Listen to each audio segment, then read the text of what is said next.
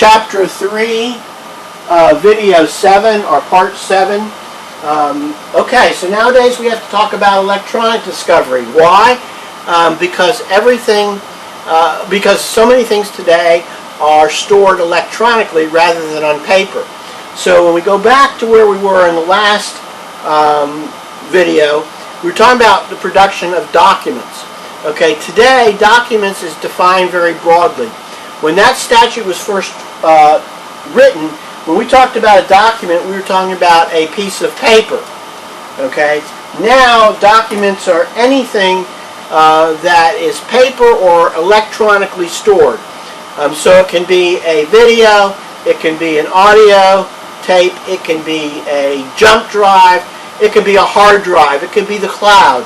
Any method of storing something electronically for the future is subject to discovery. Okay, and data compilations. All right, so that is what we sometimes refer to as e-evidence. And here's some of the examples.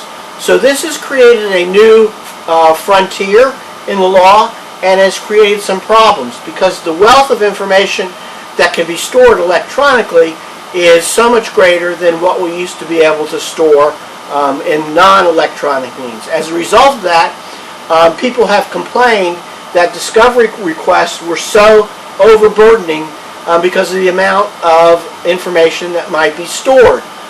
Imagine suing somebody like Facebook and asking for something very general. It could take them literally months to locate all those things. So the courts have begun to rein in on the broadness of electronic discovery and created some new rules. And this mentions metadata, which is certain information that can be found and tells you who created the document or the information and who accessed it, who modified it, and who transmitted it, which is further information. So we got new rules regarding this electronic information. So the first rule is that the courts are now weighing the value of the discovery of the information against the cost of the production of it and making determinations as to what can be discovered electronically and what cannot. So it's not a hard and fast rule, it's a case-by-case rule, and of course it's going to depend also on the complexity and the value of the lawsuit. So the court in a $20,000 automobile accident case isn't going to require the defendant to do $50,000 worth of searching through computers. So now we also have experts who do that, who actually are hired by people, businesses, etc., to run programs to find that information electronically. All right, now one of the other important rules that's developed for e-discovery is the duty to preserve. And if you're a businessman or a businesswoman, this is an important rule. And what this rule says is that if you are some form of business, or I guess it would apply to individuals as well, and you know or should know that you may be sued over something, then you have a duty immediately upon knowing that to preserve any electronic data that may relate to that possible lawsuit. You cannot destroy it. Okay, so in the old days before electronics, you remember seeing in movies where these businesses or people would stay up all night putting all the paper into paper shredders to get rid of the evidence. And of course, you shouldn't do that. But now it would be things like erasing hard drives, maybe burning them or whatever. You can't do that. Once you're aware that you may be sued, you have to preserve it. So generally what you're required to do or expected to do by courts is the chief executive or the president, whoever it may be, the head of the business, should immediately send out an email or some other correspondence to all employees saying, there's a possibility we might be sued over so-and-so. Please do not destroy any electronic data relating to that particular thing. Okay. Now, what happens if they fail to do so? They actually destroy, in violation of the rule, they destroy that data. The judge then has a number of remedies. One remedy would be automatically award judgment to the party who was not responsible, not guilty party, and the person who destroyed the evidence will now be responsible, liable, and a judgment issued against them in the case. That's a very punitive and strong remedy. The more common remedy is that the judge will instruct the jury at the end of the case what happened, and the judge will say that the jury is to construe the possible evidence that the party has alleged was stored electronically in favor of that party and against the party who destroyed it. Okay? So even if that's not true, the jury has to consider it to be true as a method of punishing the person for destroying that information. So it's a heavy burden on businesses in particular. It's a fair burden, I think, to preserve that evidence. So you don't want any of your employees pulling a fast one without you knowing it, or even with you knowing it, because the punishment may be very, very severe. We talked about the limits on electronic discovery. Okay, the next thing we're going to talk about briefly is the pretrial conference. After the discovery's been completed, the judge is often going to call the parties to a conference at the judge's chambers.